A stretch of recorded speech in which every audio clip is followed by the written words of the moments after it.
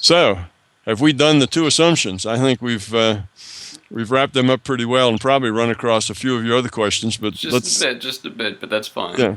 So let's go on. Right. So we have a better science, we have a better philosophy, and a better personal day-to-day kind of wisdom that's really applicable in the most down-to-earth kind of way, all coming out of this theory. So that's pretty exciting. We're satisfying the scientists, the philosophers, and all the people who couldn't care less about either. Right. That's pretty perfect. The next question is, what is this theory all about? But I suppose we kind of already covered that. If you want to get into a bit more, perhaps, what is the driving force behind this information evolving system? Perhaps you want to get behind that. Sure. Well, a little bit more. What's the theory all about? We've kind of given the very basic foundation of it, but a little bit more about where it goes and what it's all about. And that is that it is, well, a theory of everything, so everything has to be everything, including physics and science and that sort of thing, and psychology, and, your relationship with your significant other. All of these things are part of it, so it needs to be about everything, and it is. So what about this physical reality? Because that's the first thing. We can say, all right, you got this non-physical information system, and that's conscious. Okay, what does that have to do with me? What does that have to do with my reality and where I live? So that would probably be the next thing. Well, this system grows, and it gets more and more complex. Complexity out of chaos. That's the idea. That's evolution. That's what evolution does. And eventually, as we said, it discovers regular time. That allows it to do sequences as well as patterns. So now it can do sequences of patterns, and it can do patterns of sequences. It gives it a whole lot more complexity that it can work on. So Right. it kind of speeds its own evolution up when it gets these brilliant ideas, It gets and more creative range. It can do more. It can think more. It can see things it didn't even think to see before. right, exactly. So it starts to get bigger and smarter, if you will. Even if it's still only as smart as a fern, it can see bigger pictures, Right. because it's got more structure Right. and more experience of more structure, and it can learn because it can look at what it has. It knows what its purpose is, and can start judging: are we satisfying that purpose or not? Right. That's another attribute of consciousness. Maybe I didn't mention that, is that it is self-changing. That's this potential. It can decide a this and a that. Well, then how about a this and a that and a that and a this? That's a decision. It's self-changing. That was implied with what I said. I didn't say it explicitly, but that's part of it. So you have a self-changing system with a purpose.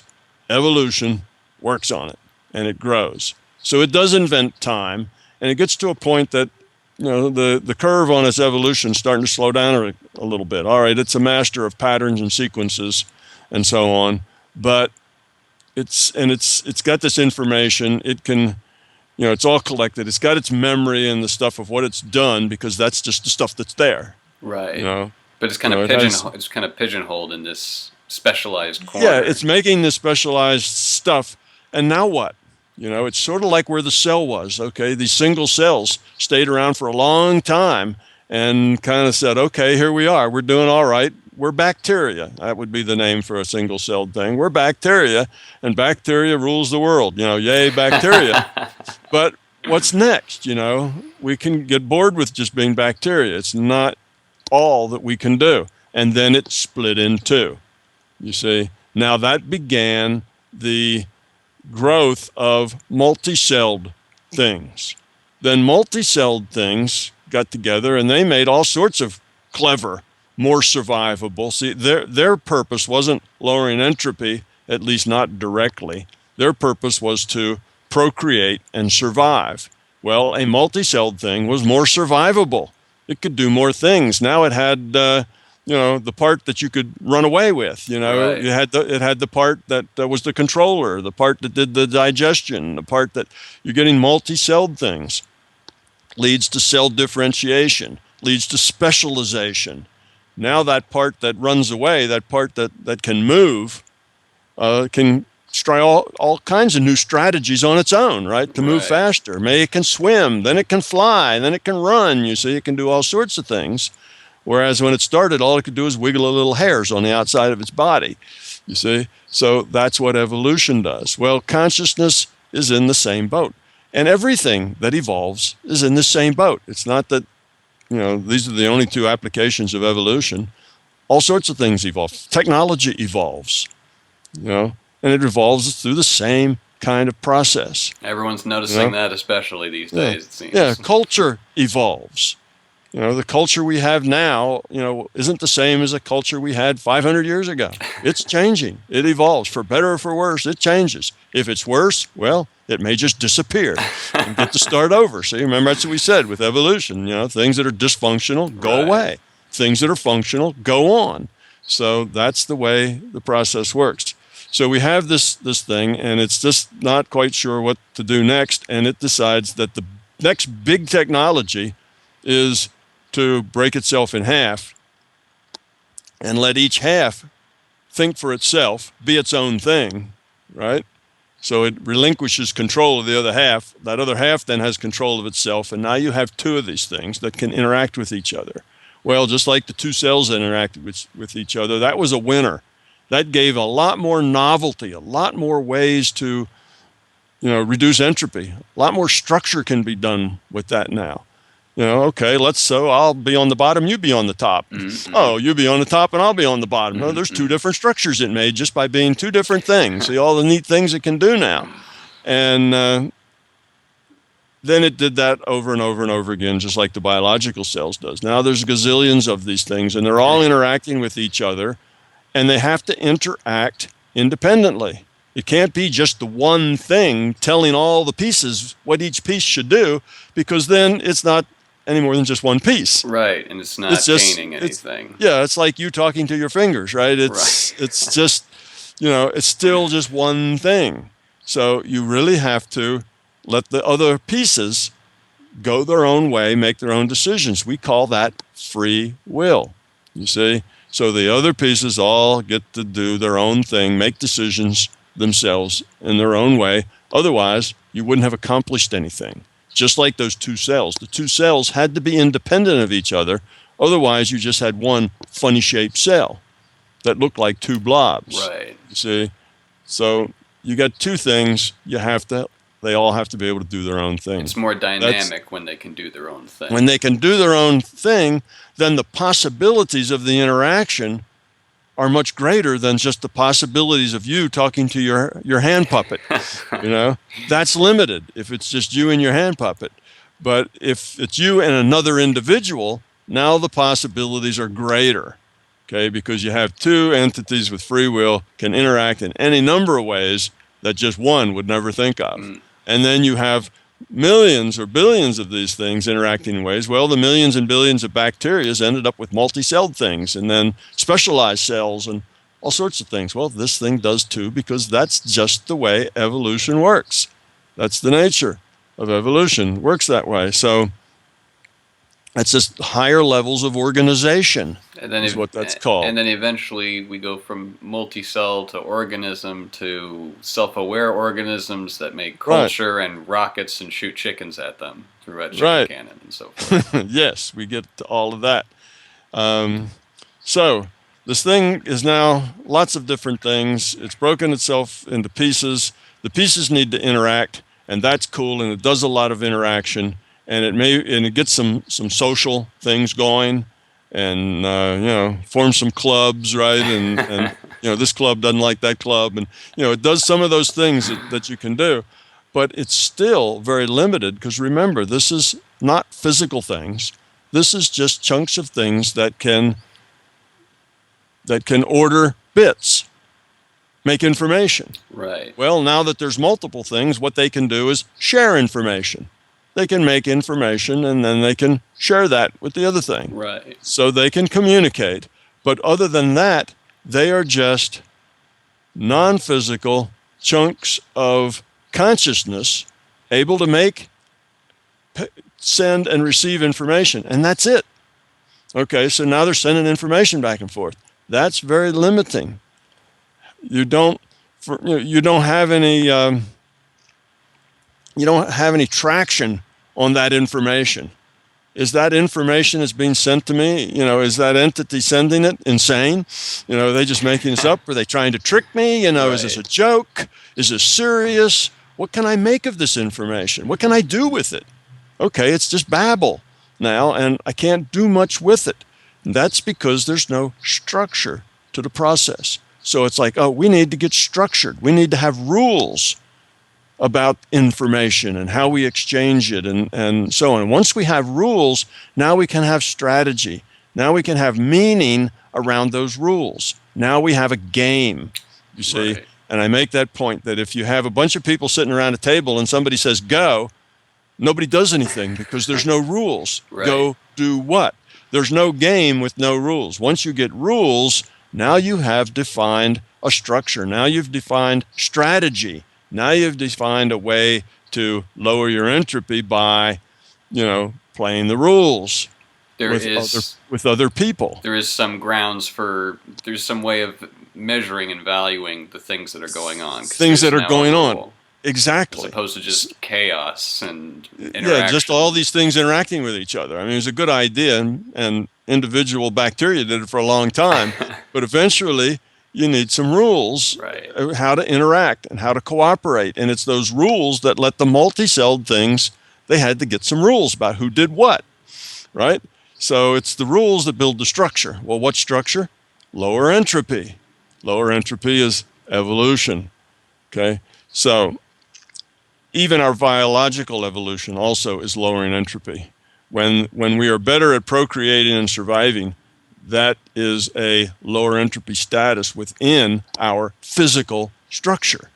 You see, because our physical structure requires survival and procreation. Otherwise, the whole structure disintegrates. So that's a more meaningful, that's a lower entropy structure that is better at surviving and procreating. So it actually does get back to entropy everywhere, but that's kind of under the hood. But in any case, we go on. Well, these structures needed to build up, and what they needed was some kind of an environment where there was direct feedback about the information that's being sent back and forth. If I send you information, what do you do with that information? And you send me information, what am I doing with it? Has it helped us lower our entropy any? See, that's what we're trying to do. If we don't lower our entropy, we're going to dissolve into nothingness, just random bits. What we really want to do here is lower our entropy. Each of the pieces are evolving. They find out it's easier to evolve interactively with others than it is to just sit around and say, oh, well, what can I invent today? That you run out of that pretty soon. And that's why we break into pieces. That's why we interact, because now that we're interacting, we can lower our entropy because we can form relationships with people. But for those relationships, we need a little feedback. When I do things, I send information to you, I kind of need to know what that means to you, what you do with it. Right. Otherwise we're just sending things back and forth and ignoring each other's messages. Absolutely. And it's limiting. So we have to communicate. So we need a structure. We need some rules that create this system of interaction where we have feedback as to how good are we doing in our strategy to lower our entropy. And our pressures, the pressures from the relationship or the pressures from the external world force us into that situation. So are we getting immediate feedback if we're not feeding ourselves, if we're rude and cruel and not considerate to other people, we immediately get feedback. We get feedback. So that's what we're here for, is to get lots of feedback all the time. Exactly. Just like I said before, if you're miserable and not happy with your life, that's feedback. See? That's feedback. So that's the kind of place that was needed so that each entity could maximize its evolution because it was now getting feedback. And if it was doing things that was lowering its entropy, it got that message right away. Okay, it could do more of that. If it was doing things that were raising entropy, it got that message too. And it wants to stop doing that. That's the pain and misery we're talking about. Right. Headaches You see? as opposed to joys and so Yeah. on. So it has this, so that's what it needed, some kind of system to give it some little more traction on this evolution thing. Well, what it did is it said, okay, we need structure. So we're going to start a virtual reality here. We're going to start a structure. We're going to be a game, and we're all going to play the game, and the game rules, the rule set for the game is going to give us the structure and the feedback, right? Well, you get feedback when you play a game. You know, if you're playing a game of poker, a game of cards, or a game of pool, or anything else, you get feedback from it. Right. Oh, you put the ball in the right pocket. Well, let's try that, again. Yeah, you learn a little something, right? You evolve in your skills from doing any of these things by the feedback you get. That's the way games are. So this now is going to be a virtual reality game that consciousness can play in to give it the feedback it needs to optimize its evolution, because the other side of de-evolution means death, means randomness, means nothing, going backwards, diffusing into nothing. Yeah, going from a multi-celled thing back to a bacteria. So Yeah. it's going the wrong way. De-evolution, less choices, Less structure, smaller, less accumulation. right? Smaller world, smaller awareness, everything shrinking until eventually it's gone if you continue to de-evolve. So here we are, and we get this. What we do is we get what the system does. It makes up a rule set. It says, okay, here are the rules, and now we're going to just start this system and let it evolve by the rule set. And then we are going to interact with this system. So we're going to start the game. We're going to let the game evolve with the rule set, and then we will interact with this game, with this structure in some way. All right, that's the plan, guys. Got it? All right. So here's some rules. Let's try out and see what happens. So we push the run button because, we're an information system, right? So we can develop processes and rules. So we're that smart now. We've got time. We've done all these things. So we can create a simulation with rules and processes. And we do that, and it probably doesn't work the first 200 billion times, right?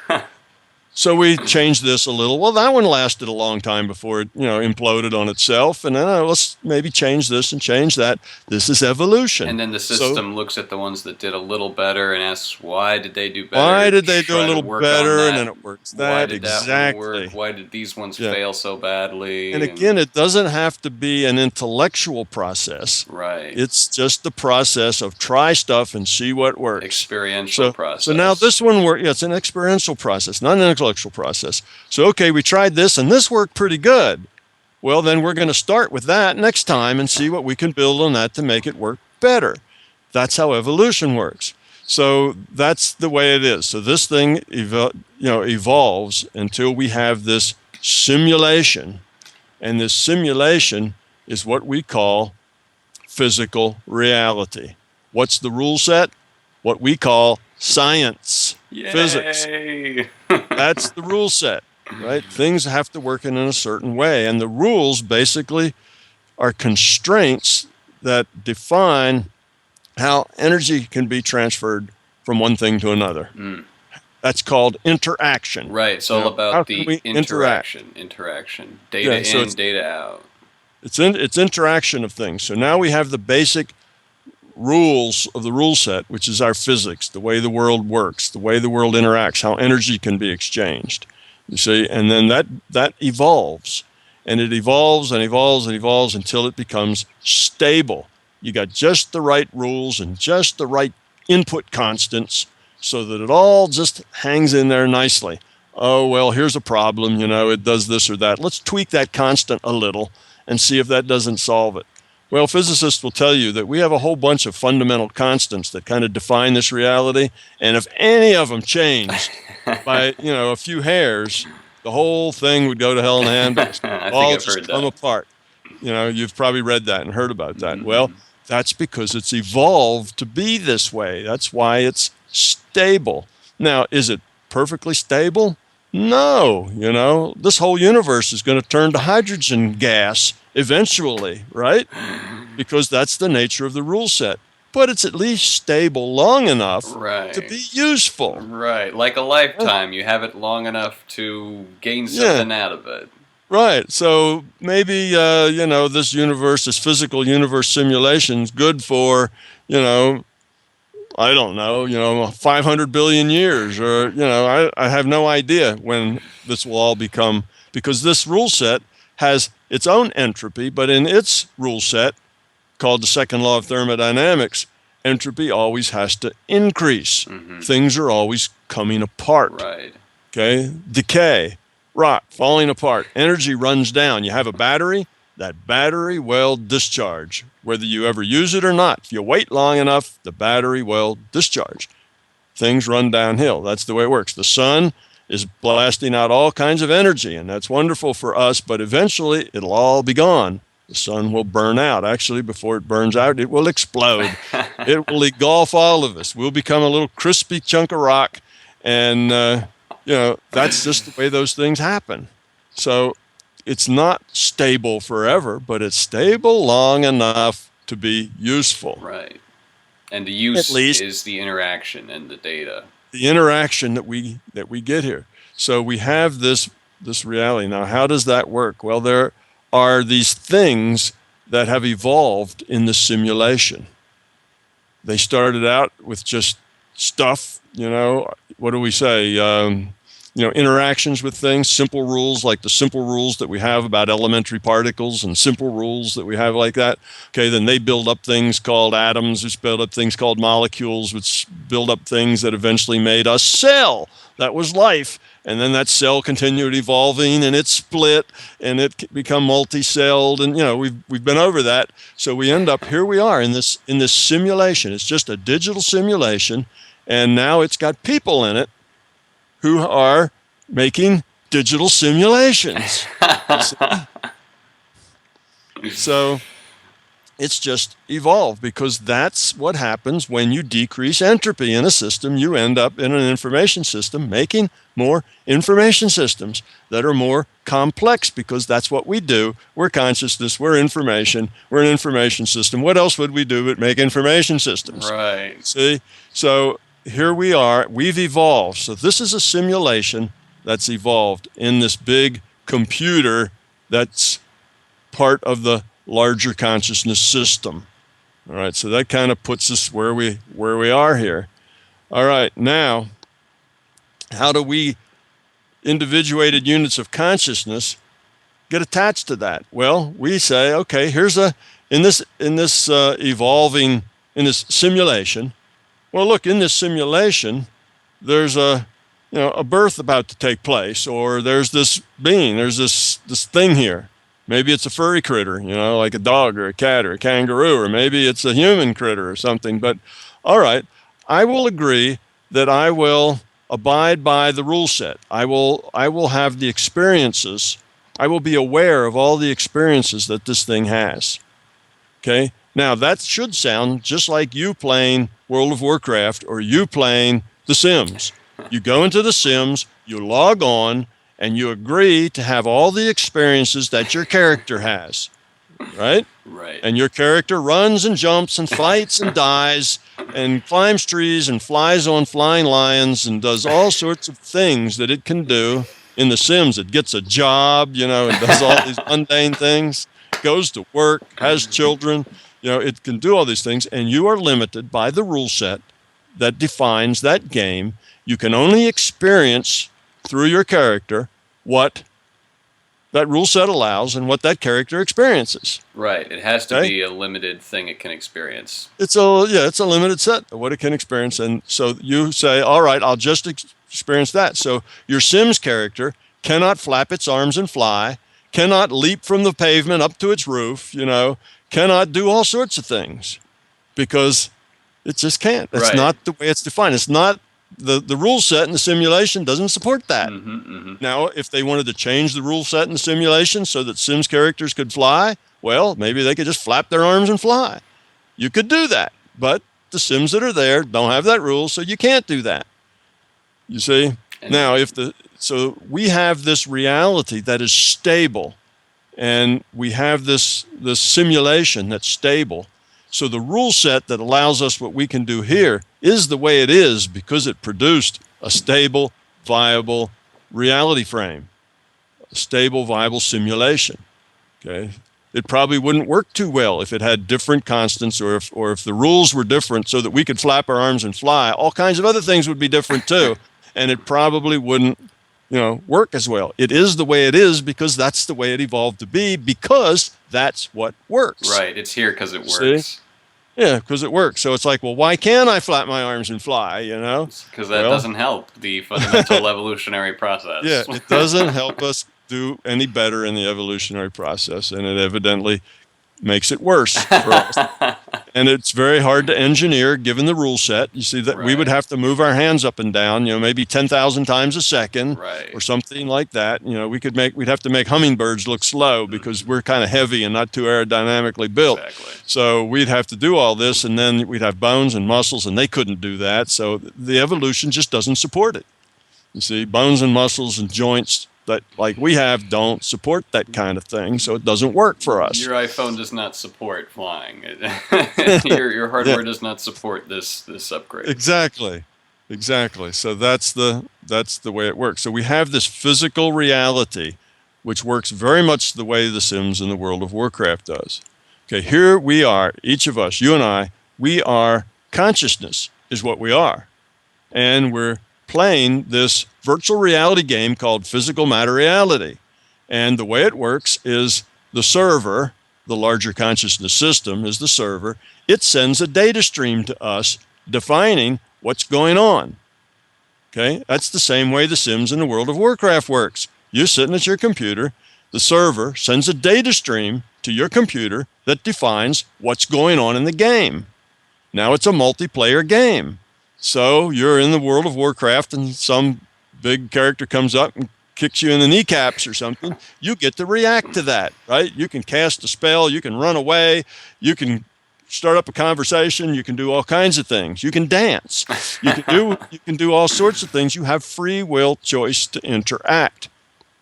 Then you interact with them, they interact with you. You've got a communication and a data sharing thing going on here. You're just two consciousnesses, each with a data stream. That big guy that came up and kicked your kneecaps, he's also sitting, looking at a monitor, getting a data stream, telling him what you're doing, what's behind you, what's the terrain look like? Is there a tree there, a rock there? How many other people are there? How many people are with you? He can see all that if he looks. If he turns around and looks the opposite direction, he can't see any of it because he just gets a data stream that tells him what his senses see according to the rule set. Okay, according to the rules that define these beings, the elves and the, whatever else is in there. I don't know. There's other things that are in there. All those things, all those different kinds of creatures and things, are part of this, evolved in this simulation. And you get to play them. So that's how it is. So you get to your character, and people say, well, how do you as consciousness, like a soul, how do you get inside the body? Well, how do you get inside your elf? You see? How do you, the Sims guy who works and carries a briefcase to work every day, how do you get inside that Sim guy in order to decide whether he's going to get in the cab or stay in bed? See, that's a decision the Sims guy has to make. Is he going to go to work or is he going to stay home? Well, if he doesn't go to work, he'll lose his job. Well, if he loses his job, he can't pay the rent. And he's got all these other things. So he decides to get out of bed. That's his decision. He decides that. And because he decides it, there are consequences. There's feedback. There's interaction with other players and with the computer, with the game. So that's what's going on. But all you get is a data stream that defines what's going on. That's all you're getting here. So we're sitting now, each getting a data stream that's defining our reality in front of us. So I'm getting a data set to me that defines, a screen with your picture on it in the middle, my picture on a little square down below. I can see my whole monitor, the desk behind it, the wall behind that, windows out to here, and that's about it. Those cabinets that you can see behind me, that's not in my data set except in my little picture that I get that's down in the bottom, you see? But if I get rid of that little picture, That's not coming to me in my data stream. Now, does that mean, oh my God, you made the cabinets disappear? Of course I didn't make anything disappear. Those cabinets never existed. They're just data. Okay? When your guy in The Sims walks out the door, does he make the inside of his house disappear? No, It's it's just not being information. rendered. It's just not being, we call it rendered. It's just the data stream isn't being sent to him to define the inside of his house anymore. Now the data being sent to him is define what's outside of his house. Right. See? And if there's nobody in his house, if he was the last one to leave, there's nobody that the data that's describing the inside of his house is being sent to no one. And it's not like, oh no, the inside of his house disappeared from the game. The inside of his house doesn't exist. It's just information. Right. You see? So that's the thing. It's not like we make things disappear when we don't look at them. Those things never existed in the first place. It's just a data stream. Right. They just pop up as they're needed. As they're needed, as you make the measurement. You see, as you make the measurement, as you get the information, as you have the experience, that becomes part of your data stream. It's a multiplayer game. Works just like the World of Warcraft and The Sims, except the World of Warcraft and Sims were programmed to be sort of like our physical reality. So those characters don't flap their arms and fly either, because we can't, you see. Ours wasn't programmed. Ours evolved. It started with a rule set, some constant inputs, and it started to evolve. Eventually, it evolved things in this simulation that we could identify with and that we could go in and experience what they experienced. Basically share their data that was coming to them in this simulation. You see, they're just growing in simulation. Now we come in and we have free will. We can interact. So we kind of take that character just like you take an elf. You know, okay, I want to be an elf, and you go into the elf thing and you say, well, I want to be this kind of elf. And I want to have this kind of hit points and this kind of magic and this kind of whatever elves can do, you know. I want to be able to run this fast and climb trees. And so you come up with all these things, but you can't have everything, right? You got only certain things you can have. There's certain characteristics of an elf, and you have to do that. Well, you can come in as a parakeet or a dog or a cat or a human being or whatever any of these things are in the simulation. You can experience what they would experience in this multiplayer simulation. So there we are. That's us. That's our physical reality.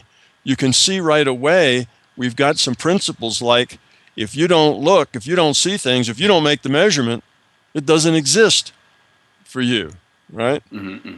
Okay, well that then becomes later important when we're going to talk about, if we talk about quantum mechanics. Right. How that reality works. That the future reality is just probability. Right. There's a probability of what's going to happen next.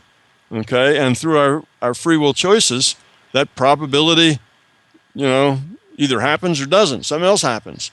But there's just probabilities. And by us making decisions and choices, we decide what happens next. The probabilities change. But now we can't decide anything. We can't decide, well, what I want to do next is flap my arms and fly. The rule set doesn't support it. You have to do things that are supported by the rule set. And because this is a multiplayer game, you have to do things that have a consistency with the action in the game. See, that's another thing. You just can't, I walk out of my house today and I'm in New York. I go back inside and you say, I'd really rather be in the mountains today. So the next time I walk out of my house, I'm going to be in the mountains. Well, that doesn't work because that's inconsistent. Right. It violates the rule set. It doesn't work that way. The rule set can't have a mountain in front of your house and have a city in front of your house and then have a lake in front of your house all, day after day. That can't change because there's all these other players in there and you're messing up with their reality too. If suddenly, you're putting them in the forest or under a mountain or something else. And how are they supposed to learn if things are changing, mountains are moving? How are they supposed to focus on their relationship lesson? Exactly. So everything has to abide by the rule set. You see, and the second rule about how you have to have historical consistency, that's really just another logical necessity from the rule set. The rule set requires it to be that way because this is a simulation. It is logical. It's a simulation that goes on because that's the way the logic drives it. So you can't do things that violate the rule set. Now, we can do things that violate the rule set in small ways, but that's kind of a different thing. That's in the margins. Right. But it stays in the margins. It has to stay in the margins. See? That's a requirement, is that it stays in the margin, and there's certain rules about how we can, what do we say, hack the system and things that you can't do and why you might be allowed to do that and all of that. But so far, let's see, we're just getting a good sense of our physical reality and why, we have this physical reality. So then what is our point in this physical reality? What are we supposed to be doing here? Why are we taking these, why are we deciding that we will agree to just look at the experiences that our character has according to their rule set and the interactions they have in this multiplayer game? We do that because, back to what we discussed earlier, we need to evolve our consciousness. We need to lower our entropy. It's that or die. That's what we're doing. And the whole system needs to do that, and we're a part of the system. And as we succeed by growing up, lowering our entropy, increasing the quality of our consciousness, spiritual growth, becoming love, all these things are just, kind of synonyms for each other. It all means the same thing. We're doing this because that's what we need to do to survive. That's how the system survives. We are the system. The system is us. We're part of the system strategy. The system says, I know, I'll make a big virtual reality for you guys, and you guys all get in there and grow up faster that way. All right, the whole system grows up faster that way because we're part of the system. Now, we individuated units of consciousness, remember I said we could all communicate. That's one of the things we could do. And the way we do that is with our intent. Okay, what intent is the motive force in this consciousness system. So with our intent, we can send data, and we can receive data. We can filter out data. We can query the databases. We can do all that with our intent. Okay, so here we are. We have a mission now. That's to grow up, let go of fear, become love. Why? Because we, as individuated units of consciousness, just like all the bacteria were getting together and all the single-celled and multi-celled things getting together to become something bigger, the way that we become more, the way we lower our entropy, our future is by cooperating, by working together, you see, by becoming something more. We are a social system.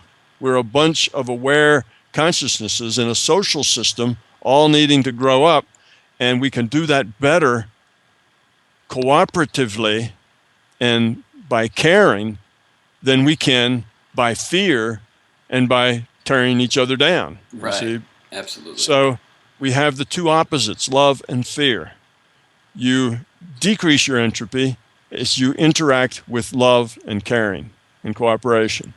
You decrease your entropy doing that. You increase your entropy. You de-evolve with fear. Fear is all about you. It's you about yourself. That's fear. Well, what about me?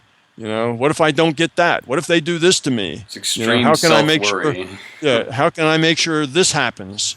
In my life, and that happens, and how can I get the girlfriend I want and the boyfriend I want, and how can I do this? It's all about you. It's me, me, me, me. Well, that is dysfunctional. When it's all about you, it's not cooperative, whatever. You're in a social system of interacting consciousnesses, and if it's just all about you, you're not playing the game right, you see? You're part of the problem. You're postponing your lesson. You're postponing your lessons. You're making it difficult for everybody, you see? So the thing is, here we are. Because of our heritage as consciousness, we are here for a purpose to grow up. And in order to do that, we have to get rid of fear. Fear creates two things that are very counterproductive for us. One is ego, and one is beliefs. It creates ego because the definition of ego is an awareness in the service of fear. That's ego.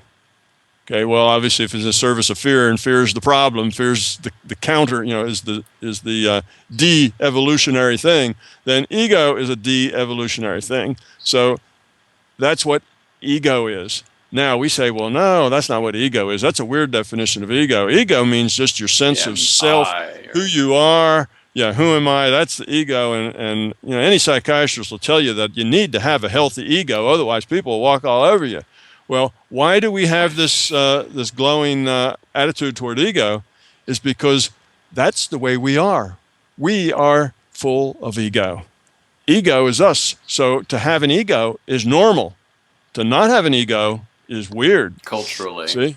Yeah, culturally, that's the way it is.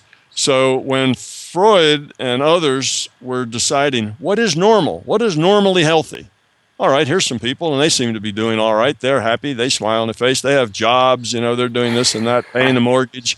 They're all right. So what do they have? Well, they have an ego, obviously. Must work. Must work. That's a normal part of us. All human beings need to have healthy, strong egos. Otherwise, other people who are fearful and would like to, tromp all over them would be able to do so. Right. So your ego is a reaction to fear. Right. It has to be a reaction to fear because it's about self. You're not engaged in this interesting world. You're very concerned about yourself. That has to be fear. That's a reaction to fear. Yeah, what are these people going to do to me? How am I going to protect myself? Right. How am I going to get them before they get me? As opposed to, wow, look at all this. What's going on? Like, what's that over there? How can I help? Yeah. Right. How can I improve this place? This is all groovy. What's going on? Yeah. So that's the difference. We have love and fear creates ego, and it creates belief. And if you live in a culture that's full of fear, ego is very normal. Matter of fact, they'll even tell you that you need some ego to get by with all these fearful people. Like on the radio. If you listen to the radio nowadays, it's kind of the mantra. So that's the thing. But fear is really dysfunctional all the time. It's not that you need some fear in order to get along with all these fearful people. Fear is always dysfunctional. And you want to try to back out of that fear thing as much as possible. That's your mission here. Now, what about belief? Well, if you have fear that you're not sure what's going on or the way things are, there's something important that you really don't know about. That fear, that uncertainty bothers you because you are a fearful person. You don't like uncertainty because something may get you if you don't understand or you don't know about it. Should I go around that corner or not? You see, well, I don't know. If I don't know, I'm uncertain, I'm afraid. Well, we're afraid of uncertainty. And one of the ways that you can eliminate uncertainty is with a belief. I have a belief that that corner is dangerous and therefore I will just never go around it. End of problem. I don't have to worry about that corner anymore. I'm done with it. Or I have a belief that that corner is perfectly good. If I ever see a corner like that, I'll just walk right around it and not worry. End of problem. You no longer have uncertainty about what to do. You see, you're no longer in a quandary. You're no longer wringing your hands. You don't have all the anxiety. So we make up beliefs to make ourselves feel better about the fear that we're not facing. You see? So that's how fear creates ego. Well, what about me? I got to look out for me. If you don't look out for number one, nobody else does. It's that sort of thing. So you have fear that drives you, and the fear creates this ego about the self and these beliefs about trying to make yourself feel better by pretending that you know things you don't know. Exactly. That's kind of the thing. So fear and belief become the problems, the counter to your ability to evolve and become love, to lower the entropy of your consciousness and do what it is we're here to do as individuated units of consciousness. Okay, so that's kind of this physical reality. What I've just told you about this physical reality and virtual reality leads to much better science, explains a lot of things. In fact, physicists now, over the last decade, have come to almost this is almost a majority position now. Not all the things I've told you about consciousness isn't, but just that this reality is based on information. That this is a virtual reality based on information. That's crazy already. That's already... Yeah, when I first wrote this in 2003, published it then, wrote it 5 years before that, but published it then, I scoured the internet and found 2 other human beings on the planet who said something about this being a virtual reality. Oh my goodness. That was it. Today, everybody. Today, everybody's talking about it because it's the only thing that makes sense. When you look at the data, nothing else explains the data. So you'd have all these experiments. The experiments say, well, here's the way the world is. And the only description of why and how the world could be that way, as if reality is information, we live in a virtual reality. So though there was only the 3 of us, 10 years ago or so, that's really not true. I'm sure there are others I didn't know about, but it was very scarce at that time. And anybody who said we're living in a computed virtual reality, they would said, "You're nuts. You're a crank. That's pseudoscience. That's baloney." But now in 2013, you have panels of esteemed physicists from top-notch universities, the MITs of the world, all gathering together to discuss, lining up to tell you. Yeah, virtual reality, because now it is decided that, okay, the experiments, life, what we experience, that's what it's telling us. But now that's as far as they've gotten at this point. They realize that reality is information-based and that this is a virtual reality. And then, just like Einstein back in the 1920s, they hit the wall. Okay, now what? Okay, now what are we going to do? Okay, it's a virtual reality. Anybody got any ideas? It's that sort of thing. So they're forced into this idea there's a virtual reality. They don't like it, but there it is. So they're beginning by the dozens to say, yeah, there it is. So I don't know what to do with it. This is a pretty exciting moment in science, then, I imagine. I mean, everyone's coming around to this, and it is a game changer. I mean, like you said, a lot of them will get up to the point where it's information and then stop right there. That's it. Because take the next step. The next step is completely shatters all their old beliefs. Exactly. The next step is just too hard to take. They can't drop all that stuff. And the guy who did it first was Edward Fredkin. He was the first physicist, still a very well thought of physicist today. He started digital physics in the physics world, and now his digital physics went from crazy, that guy's nuts, to this is good physics. We need to pay more attention to this. But Edward Fredkin, it was in the late 1990s, middle to late 1990s, he came to this realization from his physics. He looked at the data. He was just one of the first people to have the courage to stand up and say what it was that the science was telling him. So he said, guys, this is a digital computer reality.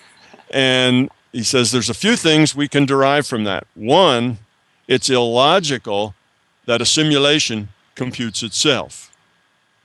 How can it do that?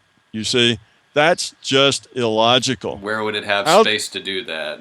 How does a simulation compute itself? Mm-hmm. You see, how does a simulation that doesn't exist yet come up with a rule set and the constants to compute itself into existence? You see the problem? Right. There's a little lot of problem there. Okay. So, and of course, our virtual reality tells us that. We get to the Big Bang, the beginning of this physical universe. Well, where did the Big Bang, where did that tight little ball of energy under tremendous pressure and so on, that eventually cooled and expanded and became our universe, where did it come from? It couldn't have come from our universe because our universe didn't exist yet. You see?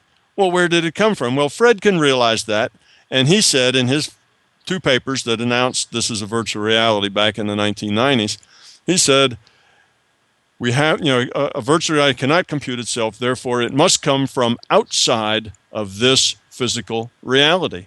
Therefore, it is non-physical, outside, not physical to us, because everything physical to us is this physical reality, the physical universe, right? Everything physical to an elf in World of Warcraft is the world inside of World of Warcraft according to that rule set from the server, right?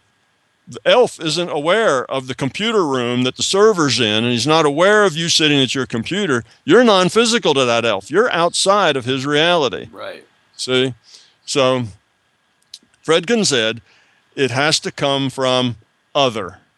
And he put quote marks around other and said other, and kind of shrugged his shoulders and said, there's not a lot I can tell you about other, but I know a simulation cannot simulate itself because that's ridiculous.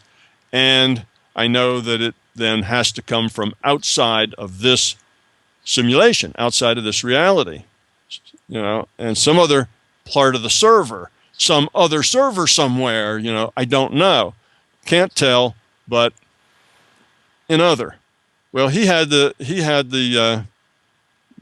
courage to say that in public in a science forum, and people listened to him because he had a really good name. But even in this latest conflab of high-powered physicists from high-powered institutions, and Fredkin was one of the people there, Fredkin said the same thing. He says, well, one thing we know about a virtual reality is that it has to, can't compute itself. Its source has to come from outside of this reality, therefore it comes from other. And two of the physicists sitting there, one from MIT and I can't remember, a lady from someplace in Europe, CERN maybe, said, oh no, I disagree with that. And then changed the subject, see, because there's nothing really you can say about that, but they weren't ready to take that step because that step, as you said, blows everything that they ever thought about reality out the window. And you have to have courage to take that step, and they just didn't. Fredkin did, and he said that, and it's obviously true. A thing doesn't create itself. And that fits in with all of us on our own path towards evolving and lowering our entropy, is that we have our beliefs, and if we drop, we feel like we're exposed to such a huge mysterious thing, and it's scary, and right. That's part of holding us back. Exactly. Growing, just like it holds the field of science back. Exactly. So when somebody talks about virtual reality and you should become love and your consciousness evolving, and that bothers you because this opens up a whole nother way of looking at yourself, and you may not like what you see when you look. Well, then you have an out. You can holler, oh, bullshit. That doesn't make any sense. That's your out, I'm right? just here on the materialist ride. I'm here to buy some stuff, get a career, and Right. So that's your out. So you can always do the same thing those two physicists did and say, well, I don't really agree with that, and then eventually change the subject because it's hard to argue with third grade logic that says something cannot make itself. That's a causality problem there.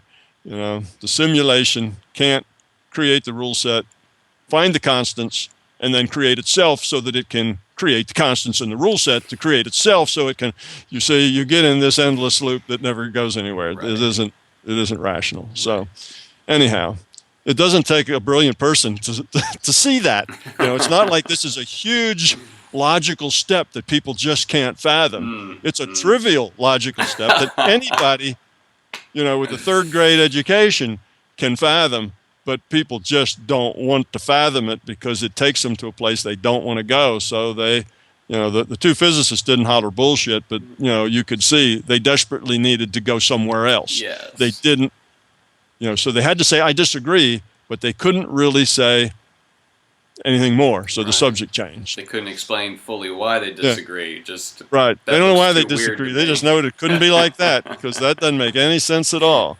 And poor Edward Fredkin, he just sat there when they said, oh, well, but we disagree, and then they stammered around and then changed the subject, and he just sat there and rolled his eyes like, oh, come on, Yes. Get a life. Get some courage. Yeah. Stand up and tell it the way it is. That's maturity right there. That's the whole maturity. Anyway, so, that's always an out. You can just holler bullshit and go on.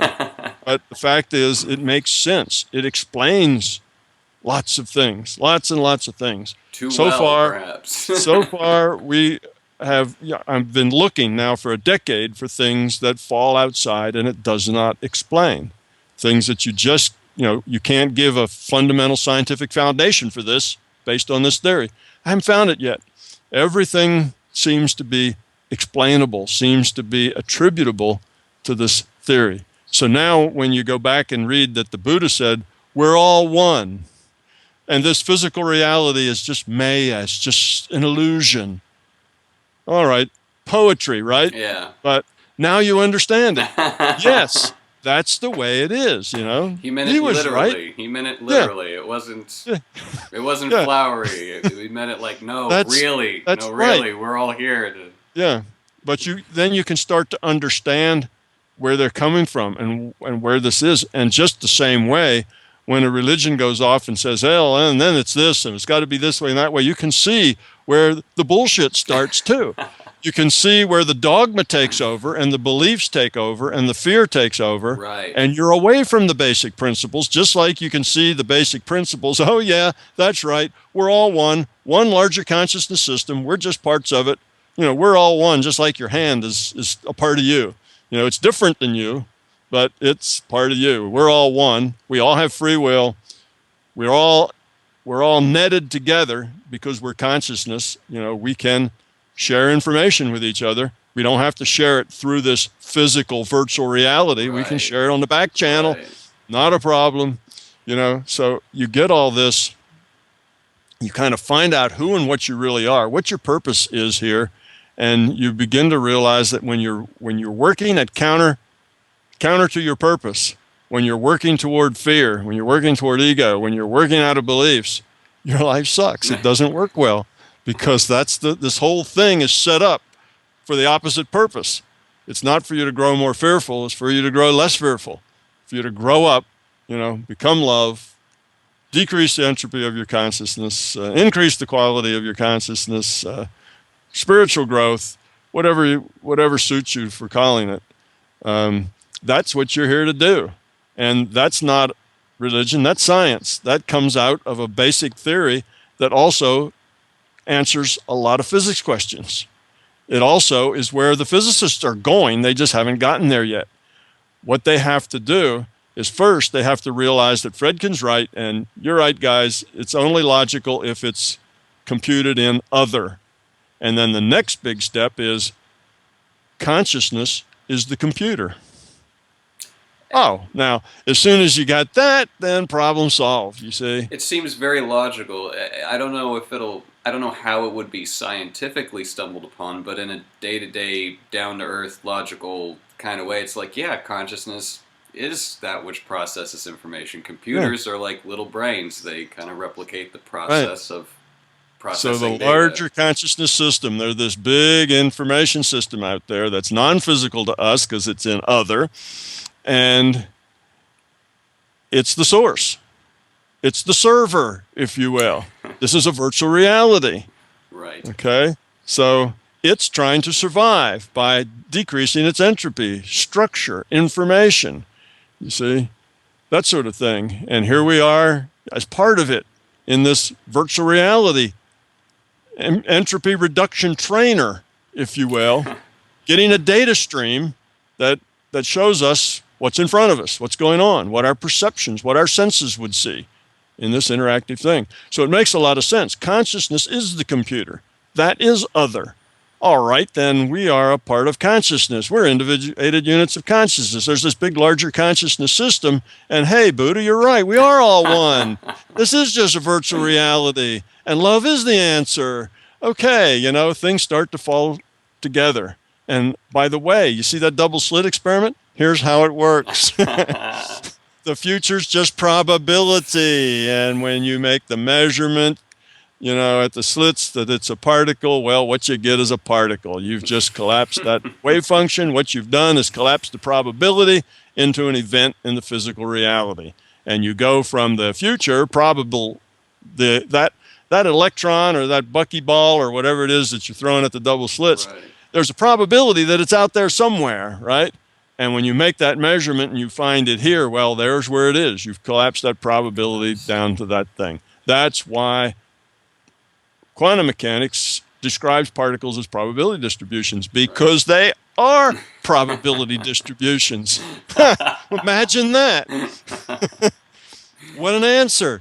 and they've spent the last 100 years almost, actually about 80 years, trying to come up with some good explanation of why particles ought to be, described as probability distributions. This doesn't just make any sense, they say.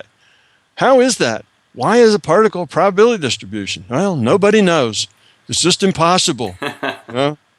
Even the really smart quantum physicists say that. Right. Nobody knows. This is impossible. Nobody will ever. Don't shut up and calculate. Don't ask why it's like that. The calculations work. Don't ask why they're working. Yeah, don't ask why. They're working closely. So that's where quantum mechanics is now. They've learned to stop asking why because there is no answer there. It's just that these particles act like probability distributions. And guess what, guys? The reason they do that is because they are probability distributions. You see, it's just that simple. And we have a future probable reality. This simulation, by the way, and it's another important point to make, the simulation is not a deterministic simulation. See, when people think simulation, they think every little detail has to be computed out. So you need to have coordinates for every elementary particle and every atom, and everything needs to be in the simulation. It doesn't. This is a statistical simulation. It's a probability simulation. All you need to know is what's likely to happen, what the probabilities are, and then when the future turns into the present, you pick a probability. Your actions of what you do and the measurements you make will turn something from a probable electron into a electron that acts like a particle. That way the system doesn't have to render things on the far side of the dark side of the moon. No, you don't have to render all this stuff in case we might choose it, So now it's got to render zillions of things in case that's what we do. And no, that's all nonsense. It's a statistical, probabilistic reality. It doesn't have to render all that stuff.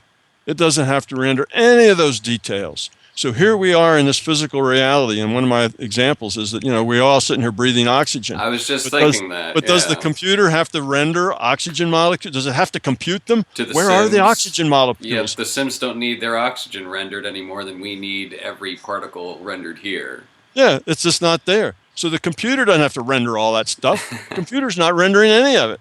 There is no oxygen being rendered anywhere. The computer does not have to compute oxygen molecules, you see, so we have them to breathe, so it can calculate whether or not the oxygen molecules are around or not. What it does, it says, what's the probability that there's oxygen molecules here? It's pretty probable. Okay, guys, carry on. Taste that probability.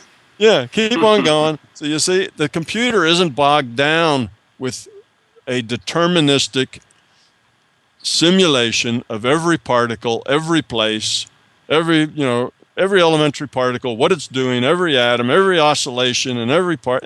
That's nonsense. That would be unnecessary. This computer, this conscious system, isn't that stupid to do all of that computation when it isn't necessary. It's pretty clever. Just like the Sims creators and just like the World of Warcraft creators, it just computes what it needs to send somebody in a data stream. Right. Nothing more. So now when you get down and you do some hydrolysis and you separate oxygen from hydrogen and that kind of thing, or you go in with an electron microscope and maybe you see an oxygen molecule, well, hey, there you have to render an oxygen molecule right there at that guy's microscope. But as soon as he looks away or blinks, you don't have to render it anymore. Because what rendering means isn't making a physical thing. What rendering means is sending the data to that guy's mind that shows him that oxygen when he looks through his microscope. Right. It's just data being rendered. You're not making oxygen molecules. You're just sending data that says there's an oxygen molecule here, and here are its properties, and here's how it works. And if you hit it or do something to it, this is how it'll react back. You stick it next to two hydrogens, and it'll make water. You see, so all of that's in there because that's part of the rule set. But this physical reality is a much simpler machine to run and to render when it's a probabilistic statistical simulation. That's also why quantum mechanics works. Not only those probabilities, but you see it's a statistical thing. The whole system runs on probabilities. It saves a lot of RAM that way. Saves a lot of RAM and a lot of processing that way. Right. So this thing has evolved to be efficient. This wasn't put together by a bunch of programmers, having to specify all the details like they do in World of Warcraft. If there's grass in World of Warcraft, somebody has to program it and put the grass there. There's an equation that says draw grass when they look at this place, and it may just be if they're lazy, it'll look like a big green carpet. Right. But if they're not lazy and they've got really a lot of computer power, they'll put in every little blade of grass so you can actually see it waving in the wind, you see? Right. Or the fur on the on the critters, right? So the fur waves in the wind. But that just is more processing time. But they have to program all that in. This was a simulation that evolved. It evolved to be that way, and it has, it goes into more detail than we know exists. Its delta T in its time loop is way, way smaller than anything we can ever see. It's like 10 to the minus 44 seconds. So its resolution is really, really good. Right. That's why we don't notice, because the resolution is so good. See, our resolution as human beings is terrible. We look at our computer screen, or I look at this desk in front of me, and I think it's solid because my resolution is really poor. But if you get down to a very fine resolution, this desk is mostly empty space. Right.